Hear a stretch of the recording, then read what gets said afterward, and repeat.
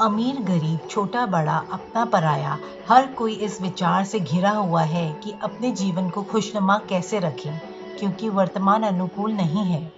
इस भागती दुनिया में चारों ओर दुख के बादल नजर आते हैं। इस बीच कोई सुखी कैसे रहे? किसी का मन दुखी है तो किसी का तन दुखी है।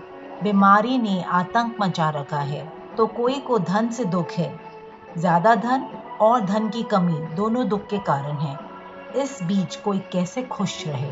कैसे खुद को और अपनों को सुखी व शांत रहने में सहयोग दे? श्री भगवत गीता के वाक्य स्मृति में लाएं। भूत का पश्चाताप न कर, भविष्य की चिंता न कर, वर्तमान चल रहा है। आपके भविष्य की फाउंडेशन तो वर्तमान ही है ना। और पास तो पास हो गया, किसी में ताकत नहीं है जो पास को बदल दे। तो पास का विचार क्यों? अगर कुछ गलत हो गया है पास्ट में तो उसे वर्तमान में नहीं दोहराएं। आपने आधा काम तो कर ही दिया है, उसको मान लिया है कि गलत किया है, तो अब उसे सुधार लीजिए। वर्तमान में उसको रिपीट ना करें। बाकी सच्चे दिल से आगे न करें और अपनी उस गलत आदत को परिवर्तित करें, तब तो कोई जीत है। यह आसान तो नहीं है, पर जो करेगा वही जीतेगा। व्यर्थ संकल्पों का फोर्स समाप्त कर दो तो सामर्थ्य बन जाएंगे। तब आप खुश रह सकते हैं, और जब आप खुश हैं तब आप विचार कर सकते हैं, निर्णय ले सकते हैं, सोच सकते हैं, तरीके निकाल सकते हैं खुश रहने के और अपनों को खुश रखने के। नीचे कुछ टिप्स हैं जो आपकी मदद करेंगे। एक खुश और स्वस्थ जीवन व्यतीत करने के लिए आपको शारीरिक, मानसिक और भावनात्मक स्वास्थ्य का ध्यान रखना होगा। 1. नियमित व्यायाम। अपनी दिनचर्या में शारीरिक गतिविधियों को शामिल करें। व्यायाम न सिर्फ स्वस्थ वजन बनाए रखने में मदद करता है, बल्कि एंडोर्फिन्स को रिहा करके आपका मूड भी बढ़ता है। पानी का सेवन। दिन भर में पानी का प्रचुर मात्रा में सेवन करें। मीठी पेय पदार्थ और शराब के सेवन को सीमित करें। सामाजिक रिश्ते, परिवार, दोस्त और समुदाय के सदस्यों के साथ महत्वपूर्ण रिश्ते बनाएं। प्यारों के साथ समय बिताना और सामाजिक गतिविधियों में भाग लेना खुशी को बढ़ा सकता है और मुश्किल समय में सहायता प्रदान कर सकता है। 2. संतुलित आहार। फल, सब्जियां, पौष्टिक प्रोटीन और पूरे अनाज जैसे आहार पदार्थों का सेवन करें। मीठी स्नैक्स और बेवरेजेस का अत्यधिक उपयोग से बचें। स्वच्छता का महत्व अत्यंत महत्वपूर्ण है, जो हमें सुखी और स्वस्थ जीवन जीने में मदद करता है। स्वच्छता से हमें रोगों से बचाव मिलता है और हमारी शारीरिक स्वास्थ्य में सुधार होता है। साथ ही स्वच्छता मन को भी शांति और स्थिरता प्रदान करती है। एक साफ और सुरक्षित माहौल में रहना हमें खुशहाल बनाता है और जीवन का हर पल अधिक आनंदमय बनाता है। 4. तनाव प्रबंधन। तनाव कम करने के तकनीकों को अमल में लाएं, जैसे कि ध्यान, गहरी सांस लेना या योगा। आराम करने और शांति पाने के लिए कार्यक्रम में शामिल हो। इन सब बातों पर ध्यान दें। आप अपने दिनचर्या में इन्हें उतार सकते हैं, और इन सब के साथ हमें फास्ट, व्रत का जीवन में महत्व बिल्कुल नहीं भूलना चाहिए। ना सिर्फ खाने का, बल्कि विचारों का भी, बोल का भी और गुस्से पे कंट्रोल का भी बहुत ज़रूरी है। आजकल तो डिजिटल स्क्रीन टाइम का फास्ट करना भी बहुत ज़रूरी है। क्या देखना है, क्या नहीं देखना, यह भी बहुत ज़रूरी है। इस पर भी काम करना आवश्यक है। आज जिससे पूछो उसके पास वक्त नहीं है, जो कि एक धोखा है अपने साथ, क्योंकि वक्त होता नहीं है। वक्त को होने की जरूरत नहीं है, वक्त निकालना पड़ता है, अनुशासन में आना पड़ता है। तो इन सब चीज़ों के साथ अच्छी बातें सुनना बहुत ज़रूरी है। कोशिश है किसी के मुख पर हंसी लाने की, कोशिश है किसी के मुख पर हंसी लाने की, ज़िंदगी को फिर से ज़िंदगी दिखाने की। कोशिश है किसी के मुख पर हंसी लाने की, ज़िंदगी को फिर से ज़िंदगी दिखाने की। देखते हैं कितना होते हैं कामयाब, देखते हैं कितना होते हैं कामयाब, अपनी नज़र में तो हम कामयाब आज ही हैं। अक्सर लोगों को कहते सुना है, जब तक रास्ते समझ आते हैं तब तक लौटने का वक्त हो जाता है। कुछ काम, कुछ बातें, कुछ कहानियाँ, कुछ सपने अधूरे रह जाते हैं। अगर ऐसा ही है तो क्यों ना पंख लगा लिए जाए, समय से पहले काम को कंप्लीट कर लिया जाए। वैसे भी कहा है, समय रहते जो काम किया जाता है वो मनमांचित फल लाता है।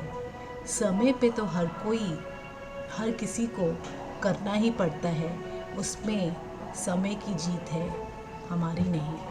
तो समय से पहले करना ही विजेता कहलाता है। जिंदगी खेलती भी उसी के साथ है जो खिलाड़ी बेहतरीन होता है। दर्द सबके एक से ही हैं, मगर हौसले सबके अलग अलग से हैं। कोई हताश होकर बिखर जाता है तो कोई संघर्ष करके निखर जाता है।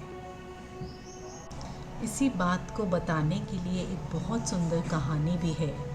एक बार एक मूर्तिकार दो पत्थरों को अपने पास लेके उनको तराशने लगता है। जब पहले पत्थर पे वार करता है तो वो पत्थर जोर से चीखता है, नहीं मुझे मत मारो, मुझे दर्द होता है। जब दूसरे पर चोट पहुंचाते हैं तो वह चुप रहता है। दूसरी बार फिर चोट पहुंचाता है, वो कुछ नहीं कहता, जिससे मूर्तिकार उस पत्थर को तराश के एक सुंदर सी मूर्ति बना देता है। वो सुंदर मूर्ति देवी देवता की मंदिर में जब स्थापित होती है, दूर दूर से लोग उसको देखने आते हैं, पूजा करने आते हैं, आशीर्वाद लेते हैं, मत्था टेकते हैं, फूल चढ़ाते हैं। और दूसरी तरफ जो पहला पत्थर होता है, जिसने चोट नहीं सही होती, जो डर गया होता है, उस पे लोग पाँव रख के मूर्ति के पास आके उससे आशीर्वाद लेते हैं। कोई भी परिस्थिति आती है उसमें घबराएं नहीं, उसको निडर होके फेस करें और विजयी हों। सही कहते हैं दोस्तों, कहना आसान है, करना मुश्किल है, पर जो करते हैं जीतते तो वही हैं, इसलिए करिए ज़रूर। हार गए तो क्या हुआ, शायद जीत जाएं। एक बार की बात है, एक सबसे बड़ा राजा था। उसकी सुंदर, पराक्रमी, सुशील, दयालु संतानें थीं। अपने सभी बच्चों को राजा एक सा प्यार करते थे, किसी को ज्यादा तो किसी को कम नहीं। अक्सर दोस्तों आजकल कईयों को यह कहते सुना है कि पापा बहनों को ज़्यादा प्यार करते हैं, मम्मी भाई को ज़्यादा प्यार करती है। ये बात तो यही दर्शाता है ना कि बच्चे अभी बच्चे हैं, बड़े नहीं हुए, खुद माँ बाप नहीं बने, क्योंकि माँ बाप तो अपने बच्चों को ज़्यादातर एक सा ही प्यार करते हैं और सदा यही चाहते हैं। पर बच्चों की सोच, उनकी हरकतें, बच्चों का नज़रिया, बच्चों का चुनाव व झुकाव इस रंग बिरंगी दुनिया के आकर्षण की ओर, ये फैसलों को कम या ज़्यादा करने का एक मेन कारण बनता है। अगर किसी को यह महसूस होता है तो इसका सरल उपाय है, आप वक्त थोड़ा सा ज़्यादा बिताइए। तो राजा एक दिन निर्णय लेते हैं कि अब वक्त आ गया है जब सभी राज दुलारियों को, राजा के दिल तक बच्चों को दुनिया भ्रमण करने के लिए भेजा जाए। और अगले दिन राजा सभी बच्चों को राजसभा में बुलाते हैं। सभी बच्चों के चेहरों पर असीम तेज झलक रहा होता है। राजा अपनी बात रखते हुए सबको अपने अपने रथों पर सवार इस रंग बिरंगी दुनिया की सैर करने भेज देते हैं। सभी जोश से भरे अलग अलग दिशा में अपने घोड़ों पर सवार निकल पड़ते हैं। समय का पहिया अपनी गति से आगे बढ़ता है। रात होती है, दिन निकलता है, महीने बीतते जाते हैं और फिर समय आता है जब सभी को वापस घर आना होता है। बाप अपने बच्चों की प्रतीक्षा कर रहा होता है। सभी एक एक कर वापस आते हैं, पर सबका अनुभव किसी एक से नहीं मेल खाता। कोई अच्छा अनुभव के साथ लौटा था तो कोई बुरे के साथ। कोई उदास था, थका हुआ था, मैले कपड़ों में था, तो कोई किसी बुरी लत में उलझा हुआ, मुसीबत में पड़ा हुआ।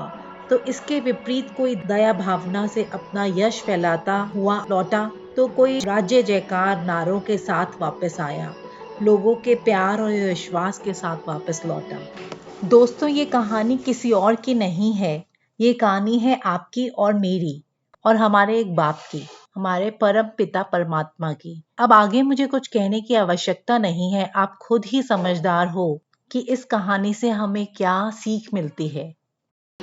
Thank you for watching the video. If you like the video, please give it a thumbs up and subscribe to the channel. Thank you.